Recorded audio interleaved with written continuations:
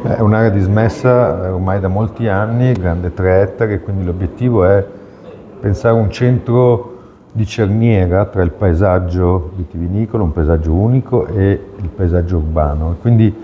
è un luogo misto, un luogo in cui abbiamo pensato tante funzioni diverse, da quelle ricettive a quelle scolastiche, a quelle della residenza per anziani autosufficienti, da quelle residenziali più tradizionali, fino a quelle più turistiche e legate alla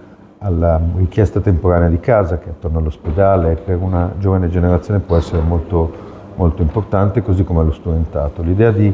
mettere insieme funzioni diverse ha una implicita sostenibilità economica ma anche sociale, vuol dire che lo spazio del parco che sta al centro è sempre presidiato in diversi orari della giornata, in diversi giorni della settimana, in diversi momenti dell'anno. Queste diverse popolazioni potranno essere, diciamo, i custodi di questo parco, la garanzia che questo parco sarà sempre abitato e quindi sicuro, perché all'interno poi c'è un parco pubblico, un parco centrifugo come l'abbiamo chiamato, pronto a lasciar sì che le sue spire verdi entrino nella città, colleghino il paesaggio e il centro, insomma siamo su un'area strategica seppure non centrale,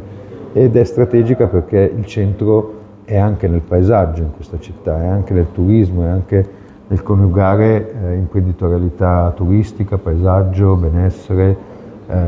ospitalità legata alla sanità, e quindi può essere un centro del futuro molto importante per qualificare Conegliano.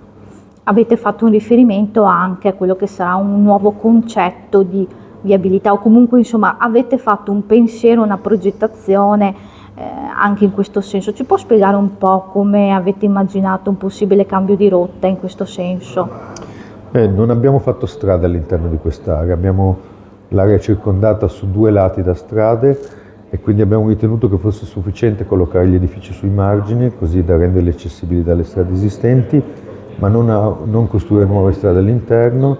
e suggerire alla città un habitat nuovo, un habitat pedonale, un habitat in cui l'automobile continua a essere importante ma non è l'unico modo di muoversi in città, e che forse è un frammento di futuro che comincia a prendere posto nella città e cercare di essere esemplificativo. Immaginiamo che in futuro le modalità di spostamento siano molto diverse, siano varie, non siano più così individuali, e quindi questo è un luogo dove si potrà abitare anche senza automobile, ma se ci sarà l'automobile sarà comunque nascosta nei parcheggi sotterranei, e quindi immaginiamo un nuovo habitat per una città che, proprio per preservare le sue qualità, deve far sì che l'automobile non sia pervasiva. Quindi intende magari anche raggiungere con delle ciclabili, percorsi pedonali in questo senso?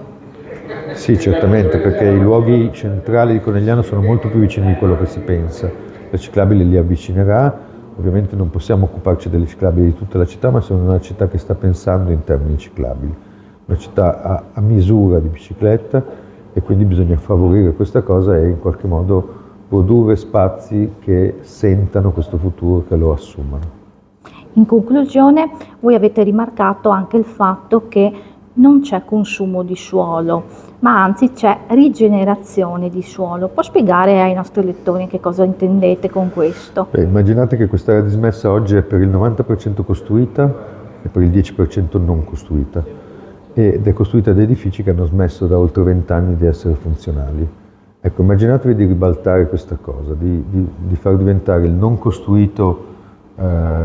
costruito e il costruito non costruito. Noi ribaltiamo totalmente questo principio. L'80% dell'area non è costruita, il 70% dell'area non è costruita, rimane verde, e il 30% sarà costruita. Quindi dobbiamo immaginare un ribaltamento totale, per cui ciò che era artificiale, ciò che era minerale, ciò che era impermeabile diventa permeabile, diventa naturale, diventa accessibile. Insomma, un totale ribaltamento, pur mantenendo alcuni elementi del passato. Uno degli elementi principali del nostro progetto, che sarà anche il primo passo, è la ristrutturazione degli uffici della Bassetti, che diventerà il centro di un polo didattico e anche il varco del parco.